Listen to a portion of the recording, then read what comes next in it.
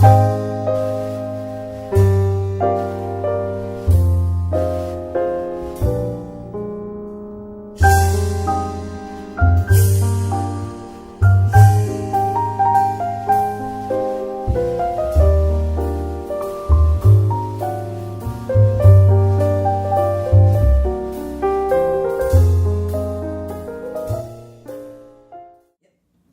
hi, this is Ken Gillette of SLD Products and Aloes International.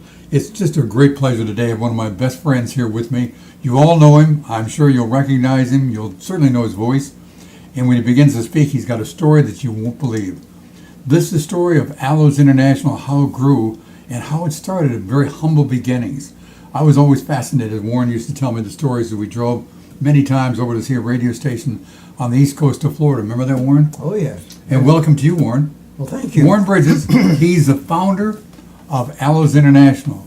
And what a start, Alan. You just got to tell us how you got this whole thing started. I mean, you started because of your wife, right? Well, Catherine was a victim of kidney problems, and she had lost one kidney, and actually it was there was something wrong that caused her to form many, many kidney stones, and they took out one kidney when it got blocked too long and was destroyed, and that left her with one, and it kept having stones and infections. And we were in the Army, and so she was a patient at the Walter Reed Army Medical Center, and she was also a patient at they sent her over to National Institutes of Health. They had decided, and now it's a routine, I understand, medically, but at the time it was a breakthrough. There was a young doctor, I think he was a graduate of Harvard, who was on duty at Fort Monroe, Virginia, where we went to after her surgery at Fort McPherson, Georgia, where they removed a kidney, and then she was having these infections while we were at Fort Monroe, Virginia. And they sent her to a civilian doctor because they didn't have the right kind of surgeon at the small base hospital, and they removed a lot of kidney stones, and then the diagnosis was by a young doctor that was serving his internship in the Army. Oh, not his internship. What's the one they do after that? The residency. Yeah, that's what he was. And he had developed a theory that kidney stones like hers were caused by the parathyroid gland malfunctioning. So they were looking for the parathyroid gland, not knowing she had had her thyroid removed as a civilian years before. And eventually, after she went to both Walter Reed and National Institutes of Health, they finally, using radioactive silicon, I think it was, selenium, radioactive selenium, they found the parathyroid gland buried in the scar tissue from the thyroidectomy. So they removed the adenoma on the parathyroid gland, and then that was supposed to straighten out the use of calcium in her body where it should go instead of going to the kidney and forming stones. And it helped, but she still had to control it with diet. Well, when I finally retired and we moved to Florida, she still was having this problem. Well, at the time, there was a good naval hospital in Orlando before the politicians destroyed the great naval base we had. And they were treating her as an outpatient, and she was getting nowhere. She would have an infection, and stones would form, and they operated on her again after we out of the Army. And I think it was about the third or fourth time that poor kidney was subjected to surgery.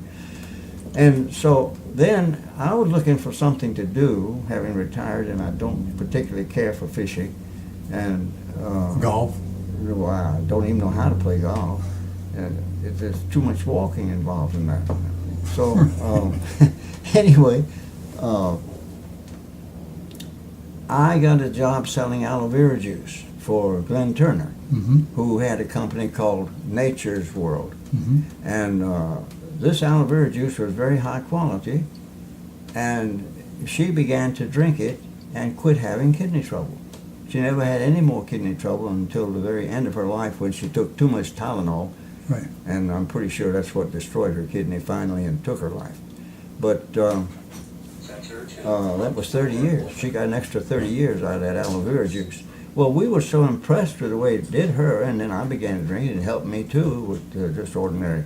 I didn't have any ailments, but it gives you more energy. It just makes you healthier, and it's good to be healthy. I think everybody would agree with that. Aloe vera promotes health. There's no You doubt felt that about that it. saved her other kidney then. It saved her kidney, and she lasted another 30 years. Now, did you start with the actual liquid Yes. aloe vera yes, juice? Yes, there were. I didn't even know about the capsules until I saw a little ad in a health newsletter that I took. No longer exists. I've forgotten the name of it, but there was a little classified ad in there about aloe vera capsules guaranteed to equal the juice. And I investigated that and found out it was a high quality product. It was made in, I can't think of the name of the town in Texas. It's near the bottom of Texas. I wish I could think of that. It's a great place.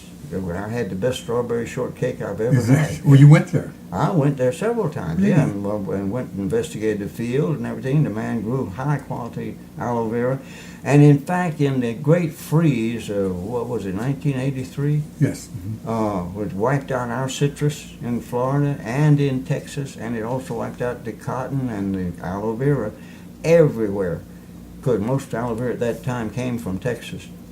And it wasn't anywhere near the big industry it is now, because most people didn't know that you could take aloe vera internally. Right. They used it for sunburn and things like that. But it's good for the skin. It's good for everything. Well, you were really a pioneer.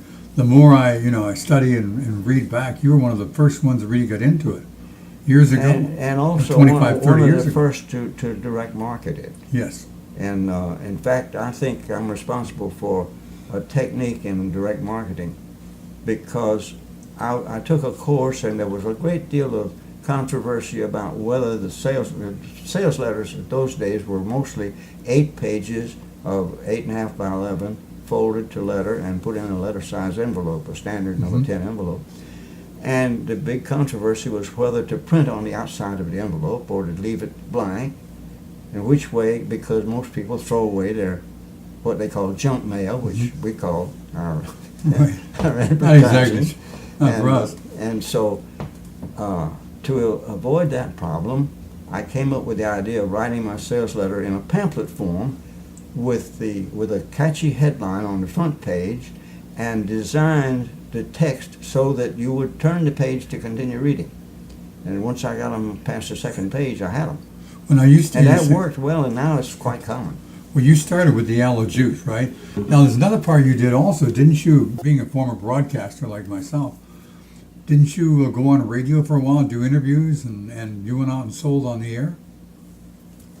I don't remember whether I did or not. I know I went into television a little bit, and I know what it was. There was a talk show host on WDBO in That's right. Orlando who was very popular with the elderly folks at night, and he went on, I think, about was it 6 or 7 o'clock at night, and then lasted until midnight.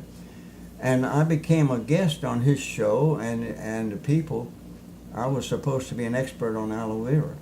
Well, I wasn't, but I was supposed to be, and I tried to be. And I quoted some of the things I'd read, but the listeners began to call in with their experiences with aloe vera, and a lot of these were native Floridians, rare breed. Most Floridians came from somewhere else. Right. But these folks had grown up and used aloe all their lives for various things, and it was remarkable. They knew more about it than I did. But I became a popular guest and was frequently on WDBO as a guest on the talk show. But didn't you actually deliver the Yeah, product? I made a wild offer one time that if they would buy a gallon of my juice, I would deliver it. And I found I had a big old Buick gas guzzler, straight 8 engine, and I was driving. I didn't know WDBO had such a coverage. They had me going from Kissimmee to Tavares. And Delivering. Well, Yeah. then who packed it? Pardon? And you packed it up and put it in a box. No, I just delivered it in Listen. gallon jugs. And just delivered it. That was it. They took it there. Here's your aloe Yeah, vera, I right? became very good friends with some of the customers, and they would invite Catherine and me over for dinner and things like that. And That's how the we business. met some great people that way. That's exactly how this started. Interesting story, right? Interesting, right? Yeah. Not in a garage, in a kitchen. You always start on the kitchen table, yeah. That's right. And So that's now you went from that, and then you got into the aloe vera capsules, which is today. yeah, and that's what I discovered down there in Texas, was those capsules. And at the time, they were the only aloe vera capsules except for a different kind entirely, made, and you could buy them for $5 for a big bottle full of capsules, and if you took one of them, you'd live in the bathroom a while. Is that they right? they were a powerful cathartic. I found how they were made. They used to take the aloe vera leaves and put them in an oil drum, a half oil drum, that they used as a kettle, and they just cook them down to where it became a powder. And that was the whole thing, and that the whole leaf, and the whole leaf includes the sap. And the sap is a powerful cathartic, which we remove and, Yes. and always have, because we didn't want that effect. Well, out of curiosity, more now we've got the juice and we've got the capsules, and I've bet a lot of folks wonder what's the difference? Is there a difference in the juice versus the capsule and the benefits? Well, the capsules, if they're properly made, are equivalent, very, very, in a rough way, they're equivalent to the juice. I mean, a certain number of capsules equals a certain number of ounces. I don't remember the proportions, and it would vary with how they're made, but the ours are made with, that never exceeds 100 degrees Fahrenheit Right. in the processing, and that's a very important point, because the active part of the aloe vera is the long chain polysaccharides, and those chains are easily broken. Then they become short chain, and they're not as effective. They still work, but nowhere Right. near as well as the long chain polysaccharides. And so the objective in making capsules is to preserve the long chain polysaccharides unbroken in the powder form. And once you take them and they combine with water, they equivocate to the juice to a great degree. Now, I personally take both, and I like the juice particularly for digestive problems. If I have heartburn or something, I don't ever take an antacid. You need acid to digest with. So I drink aloe vera juice, and immediately relieves the heartburn. Now your good friend Jay Spann, who we've dealt with for years down in Texas, Yes. and has a company called Improve USA, and does all it, grows the aloe and processes the aloe, the whole thing. Yeah, but they don't grow it in Texas. Right, not in Texas anymore. But I want to bring up one point, and this is what he told me one time, and I'm sure you'll cooperate, is that the juice was very good for your throat on down to your stomach. That's right. Then And this it's is one good, that does good a lot for of your good mouth for if you. you have a dental Yeah. problem. Well, not. It depends on what Yeah. kind of problem. But if you had some sort of irritation, what it is basically is an anti-inflammatory, one of the very best in nature. Mm-hmm. And anti-inflammatories benefit everything, because most of us have inflamed blood vessels to a certain degree.